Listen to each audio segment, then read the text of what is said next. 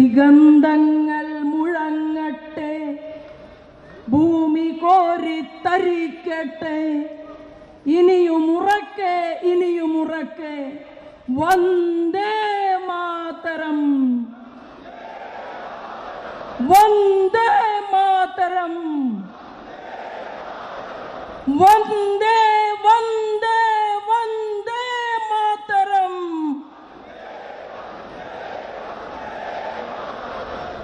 നമുക്ക് കേരളത്തിന് വേണ്ടി ആരാധ്യനായിട്ടുള്ള മോദിജി നമ്മളോടൊപ്പം നൽകിയിട്ടുള്ള സ്നേഹത്തിനും അദ്ദേഹം എത്രയോ മണിക്കൂറുകൾ, ദിവസങ്ങൾ, മാസങ്ങൾ നമ്മുടെ പ്രസ്ഥാനത്തിന് വേണ്ടിയിട്ട് ചിലവഴിച്ചുകൊണ്ട് കേരളത്തിന് മുന്നോട്ട് പോകാൻ നൽകിയിട്ടുള്ള ഓരോ വാക്കുകൾക്കും സ്റ്റേജിനകത്തിരിക്കുന്ന മുഴുവൻ വ്യക്തികൾക്കും, എൻ്റെ കരുത്തരായിട്ടുള്ള സഹപ്രവർത്തകന്മാർക്കും മാധ്യമ സുഹൃത്തുക്കൾക്കും ഹൃദയപൂർവ്വം ഒറ്റ വാക്കിൽ നന്ദി രേഖപ്പെടുത്തിക്കൊണ്ട് ഞാൻ എൻ്റെ വാക്കുകൾ നിർത്തുന്നു. വന്ദേ മാതരം.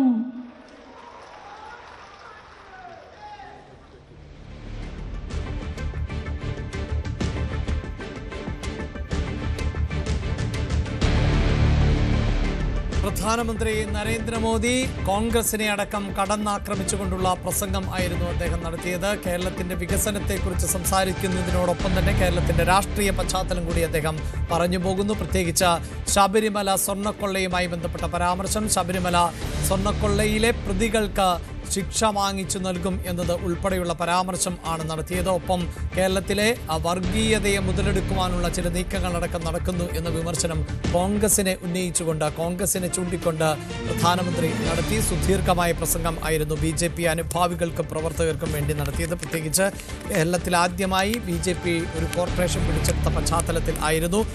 വലിയ വികസന പാതയിലേക്ക് തിരുവനന്തപുരത്ത് എത്തിക്കും എന്നതിനോട് ഒപ്പം തന്നെ രാഷ്ട്രീയം കൂടി കൃത്യമായി പറഞ്ഞുകൊണ്ടുള്ള പ്രസംഗം ആയിരുന്നു പ്രധാനമന്ത്രിയുടെ ഭാഗത്ത് നിന്ന് ഉണ്ടായത്.